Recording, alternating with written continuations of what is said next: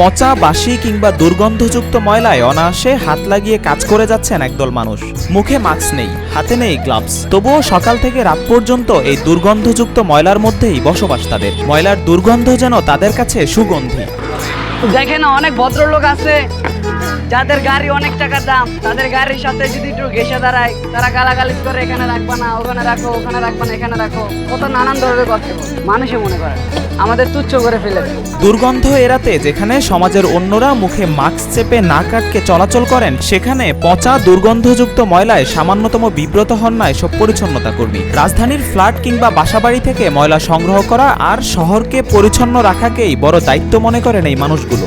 এগুলো যে বাসা বাড়ি থেকে আসে, যারা ফ্ল্যাটে থাকে, যারা বাসা বাড়িতে বা বস্তিতে থাকে, তাদের ময়লা যখন এই ময়লাটা ফালাই, তখন ময়লার থেকে গরম একটা জিনিস আবার ওই জিনিসটা মাস্ক করলে নিঃশ্বাস নিতে কষ্ট হয়। এগুলো অভ্যাস হয়ে গেছে করতে করতে। প্রতিদিন সকালে ঘুম থেকে উঠে একদল পরিচ্ছন্নতা কর্মী ময়লা আবর্জনা পরিবহনের নির্দিষ্ট ভ্যান গাড়ি নিয়ে ছুটে চলেন অলিগলিতে।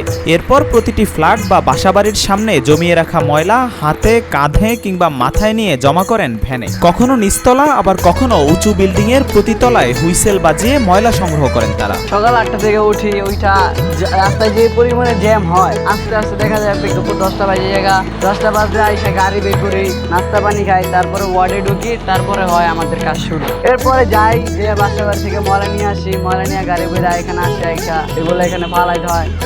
তারপরে আর কোনো কাজ সব ধরনের তরকারি, ফল, বিভিন্ন ধরনের ময়লা এক একজনের ওয়ার্ড ভাগ করা। যেরকম আমার 4টা বিল্ডিং, 20 তলা, 150টা করে রুম, 150টা রুমই যেতে হয়। ভ্যান ভর্তি দুর্গন্ধযুক্ত ময়লা নিয়ে এসে জড়ো করা হয় নির্দিষ্ট জায়গায়। ময়লার ভাগাড় থেকে দিন শেষে ট্রাকে করে সেই সব ময়লা আবর্জনা নিয়ে যাওয়া হয় শহর থেকে দূরের কোনো স্থানে। ট্রাকে করে নিয়ে যাওয়ার পর সেসব ময়লা আগুন জ্বালিয়ে পুড়িয়ে দেওয়া হয়। থেকে ময়লা নিয়ে আসি, ময়লা নিয়ে গাড়ি বেরা এখানে আসে, এগুলো এখানে ফালাইতে হয়। তারপর আর কোনো কাজ নেই, এটা মাউতাই যায়। সেখানে ময়লা এই ডাব্বা সব ঢেলা দেয়, তখন ওইটা বড় গাড়ি দিয়ে উঠায়, ওগুলা শুকনো ওইটা আগুন লাগায় দেয়, এটা পুড়ে যায়। শহর পরিষ্কার রাখার এই কাজ করতে গিয়ে পরিচ্ছন্নতা কর্মীদের প্রায়ই পড়তে হয় নানা ধরনের বিড়ম্বনায়। অন্যদিকে শরীরের নিরাপত্তা না থাকায় জীবাণুর কারণে মাঝে মধ্যেই ভুগতে হয় রোগ শোকে। অনেক সময় রোগ হয়, বা অনেক সময় হাত পা কেটে যায়, অনেক সময় গাড়িরও প্রবলেম হয়, নিজেরও অ্যাক্সিডেন্ট হইতে হয়। খারাপ লাগার কোনো কথা না, এটা কাজ। যেমন অনেকজনে ড্রেন সাফ করে, ড্রেন সাফ করার থেকে এই ময়লা কাম করে একই। নীরবে নিভৃতে কাজ করা এসব ময়লাম্যানদের দেখলে অনেকেই নিজের নাক চেপে ধরে। কেউ কেউ তাদের কাজকে অসম্মান তো করেই, নিচু পেশার বলে অবহেলা করতেও কুণ্ঠা করে না। তবুও পেটের দায়ে মাথা নিচু করে কাজ করে যাচ্ছেন এসব মানুষ।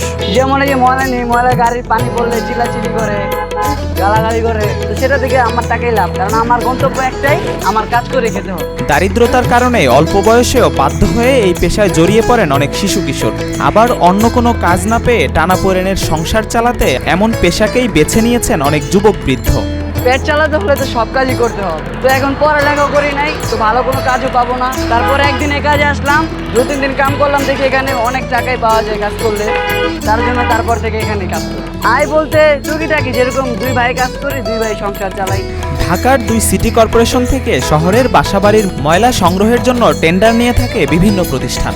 মূলত এসব প্রতিষ্ঠানের অধীনেই প্রতিটি ফ্ল্যাট থেকে মাসে 100 থেকে 150 টাকা আদায় করে ঠিকাদারি প্রতিষ্ঠান। সেখান থেকে নামমাত্র বেতন দিয়ে রাখা হয় পরিচ্ছন্নতা কর্মীদের। তবে ফেলে দেওয়া ময়লা থেকে বাছাই করে প্লাস্টিকের বোতল কিংবা অন্য জিনিসপত্র ভাঙারির দোকানে বিক্রি করে সামান্য বাড়তি আয় হয় তাদের। সিটি কর্পোরেশন থেকেই আপনার মালিকানা, যেমন আরেকজনের টেন্ডার আনছে, মেয়র থেকে 12 লাখ টাকা দেওয়া, ওখান থেকে আমাদের বেতন দেয়। এটা আসার পর এখান থেকে আমরা ফালাই, 2 একটা ভাঙারি পাই, এগুলো বেচে আমরা সারাদিন চলি।